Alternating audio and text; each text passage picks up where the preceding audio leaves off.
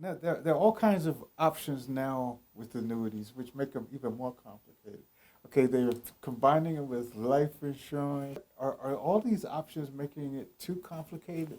Well, long-term care policies are generally added, or long-term care benefits are added to life insurance primarily. So if I have a life insurance policy and I have a long-term care rider, then the life insurance company will give me access to the face amount of my insurance if I need to use that money to pay for long-term care expenses. And long-term care expenses are triggered by the loss of 2 of 6 activities of daily living, which include, feeding yourself, getting in and out of bed, going to the bathroom, continence, and any 2 of the loss of the activities of daily living will trigger the benefit. The numbers say that most people will have some term experience of disability, short term, that will require some long-term care. And this insurance would actually provide income during that time. Mm-hmm. Yeah, it's a little, disability insurance is different than long-term care insurance, right? Because disability insurance is insurance against the loss of your income because of an illness or injury. And that can be short-term, which could be up to 90 days. Long-term, it could be for the rest of your life, which usually has a longer waiting period before benefits begin, but the benefit will last a longer period of time. The loss of income due to illness or injury is about 6 times more likely than premature death. So if you have a need for your income, then you should look for ways to insure it. And it's different from long-term care because long-term care is usually triggered later in life, but not necessarily. Could be triggered by an accident or an illness or cognitive disorder, which prevents you from performing 6 of the activities of daily living.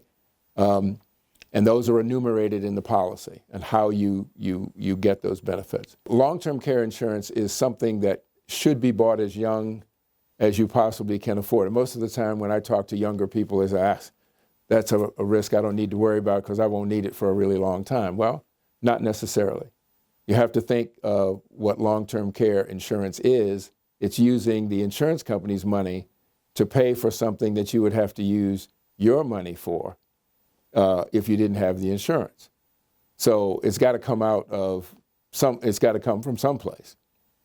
But, and you recommend that young people start buying it because the younger you are, the less expensive it is. Right. And the older you get, the more expensive Well, it is. and also the more likely you are to get it. Right. Because as you get older, there are medical requirements to actually issue the policy. If you can't pass the insurance company's cognitive test, they'll ask you a series of questions, ask you to repeat it.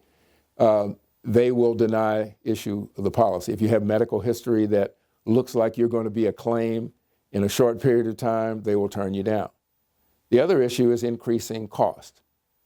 Policies that are issued like that, or that are paid for annually, usually have a clause where if the insurance company goes to the insurance commissioners and say we can't pay the benefits we promised on the premium we're getting, they grant them an ability to increase the premium. Now this is really irritating to people. So the companies have come up with a way that you can finance a long-term care policy with a single payment. This isn't for everybody because a single payment, as you can imagine, is a big number. But if you have those resources available, you can be shielded from the premium increases. We did an analysis for one of our clients who bought a policy a long time ago. Had a lifetime benefit, and it had a relatively minor premium increase.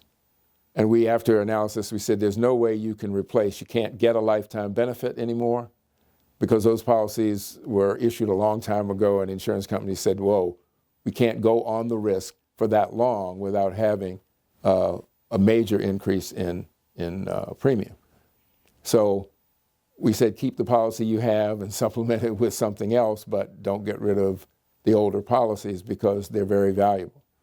Now, one way before I leave this topic is that you can moderate the cost of premium increases is if you're older and you're paying for, say, a 5% inflation rider, Well, you've probably used all of your inflation rider increases in the past.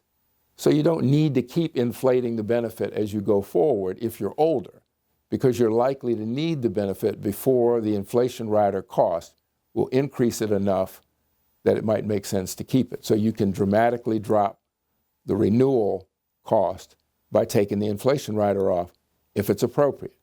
Again, most people will need some professional guidance when they're making these decisions.